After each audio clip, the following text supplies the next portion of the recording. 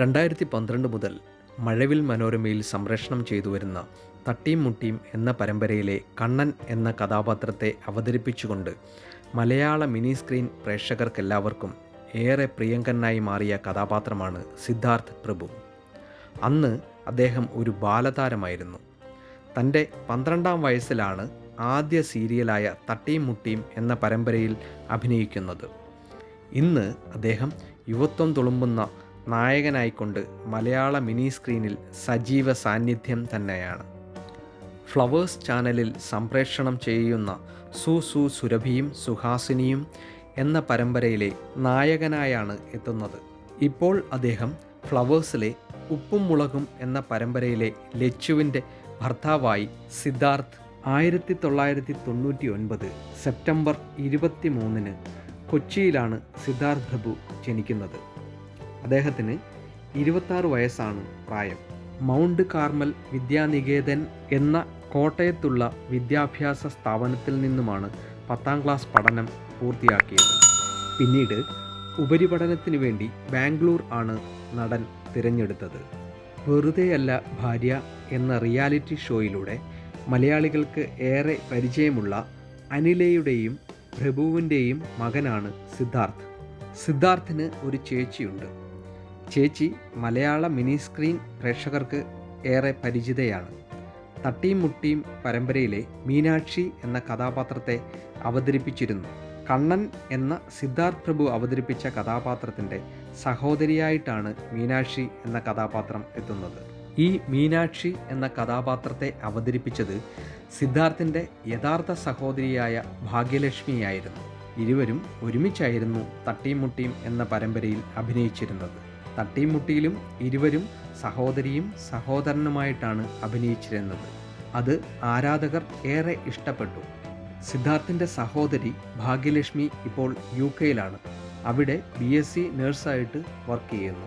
തട്ടിയും മുട്ടിയും പരമ്പരയ്ക്ക് ശേഷം ഭാഗ്യലക്ഷ്മി സീരിയലിൽ അത്ര സജീവമല്ല. ഭാഗ്യയുടെ തിരിച്ചുവരവിനായി കാത്തിരിക്കുകയാണ് താരത്തെ സ്നേഹിക്കുന്ന ആരാധകർ. അതേസമയം അഭിനയ രംഗത്തേക്ക് വീണ്ടും തിരിച്ചു വന്നിരിക്കുകയാണ് സിദ്ധാർത്ഥ് പ്രഭു. പഠനമെല്ലാം പൂർത്തിയാക്കിയ സിദ്ധാർത്ഥിന് ഇപ്പോൾ ആഗ്രഹം നല്ലൊരു നടനാകണമെന്നാണ്. സിനിമാ രംഗത്തേക്ക് പ്രവേശിക്കണമെന്നതാണ് താരത്തിൻ്റെ ആഗ്രഹം. 2012 പുറത്തിറങ്ങിയ ആകസ്മികം എന്ന സിനിമയിലൂടെ സിനിമാ രംഗത്തേക്ക് തുടക്കം കുറിച്ചു. ഉപ്പും മുളകും സിറ്റ്കോമിലേക്ക് ഡേറ്റ് ചോദിച്ചാണ് ഫ്ലവേഴ്സിൽ നിന്നും കോൾ വരുന്നത്. ഓഡിഷന് താൻ അണിയറ പ്രവർത്തകരോട് അങ്ങോട്ട് ആവശ്യപ്പെടുകയായിരുന്നുവെന്നും താരം പറയുന്നു. സിദ്ധു എന്ന കഥാപാത്രത്തെ ചെയ്യാമോ എന്ന് ചോദിച്ചാണ് ഫ്ലവേഴ്സിൽ നിന്നും കോൾ വന്നത്. അവർ ഓപ്പൺ ഡേറ്റാണ് എന്നോട് ചോദിച്ചത്. ഇത്ര ദിവസം അവൈലബിൾ ആണോ എന്നും ചോദിച്ചു. ഈ വേഷം ചെയ്യാൻ താല്പര്യം ഉണ്ടോ എന്ന് എന്നോട് ചോദിച്ചു. എനിക്ക് അവിടെ വർക്ക് ചെയ്യാൻ പറ്റുമോ ഇല്ലയോ എന്നും കൂടെ അറിയണമല്ലോ. അതുകൊണ്ടാണ് അവരോട് ഞാൻ അങ്ങോട്ട് ഒരു ഓഡിഷൻ ആവശ്യപ്പെട്ടത്.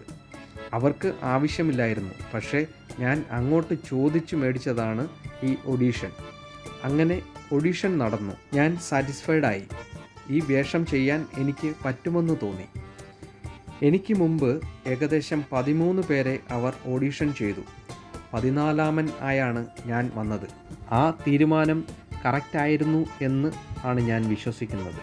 ബാക്കി പ്രേക്ഷകരാണ് അഭിപ്രായം പറയേണ്ടത്. ഫ്ലവേഴ്സിലെ ഉപ്പും മുളകും ക്രൂ ബ്രില്യൻ്റ് ആണ്. അതുകൊണ്ടാണ് ആ ക്രൂവിൻ്റെ ഭാഗമായത്. ഒരു കുട്ടിയുടെ അച്ഛനാകാനുള്ള പ്രായം പക്വത എനിക്കായിട്ടില്ല എന്ന് കരുതി. എന്നിരുന്നാലും ഞാൻ ഉപ്പും മുളകിൽ നന്ദൂട്ടി എൻ്റെ മകളായാണ് അഭിനയിക്കുന്നത്. നന്ദൂട്ടി കുറുമ്പിയാണ്. എനിക്ക് ഒത്തിരി ഇഷ്ടമാണ് അവളെ കളിപ്പിക്കാനും കെട്ടിപ്പിടിക്കാനും ഉമ്മ വെക്കാനുമൊക്കെ. ഭയങ്കര ക്യൂട്ടാണ് നന്ദൂട്ടി. ഒരു ഇടവേളയ്ക്ക് ശേഷം ഉപ്പും മുളകും എന്ന സീരിയലിന് ജീവൻ ലഭിച്ചത് സിദ്ധു എന്ന ലച്ചുവിൻ്റെ ഭർത്താവിൻ്റെ വരവോടെയാണ്. ഏറെ പ്രേക്ഷകർ ആഗ്രഹിച്ചതുമായിരുന്നു അത്.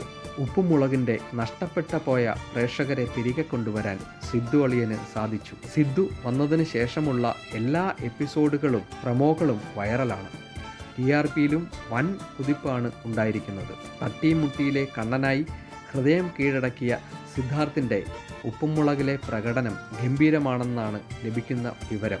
സിദ്ധുവായി അഭിനയിച്ച സിദ്ധാർത്ഥ് പ്രഭുവിൻ്റെ അഭിനയം നിങ്ങൾക്ക് ഇഷ്ടമാണോ? കമൻറ്റ് ചെയ്യുക. ഉപ്പും മുളകും സിറ്റ്കോമിനെ പറ്റി നിങ്ങളുടെ അഭിപ്രായവും അറിയിക്കുക. Thank you for watching. Please subscribe and share.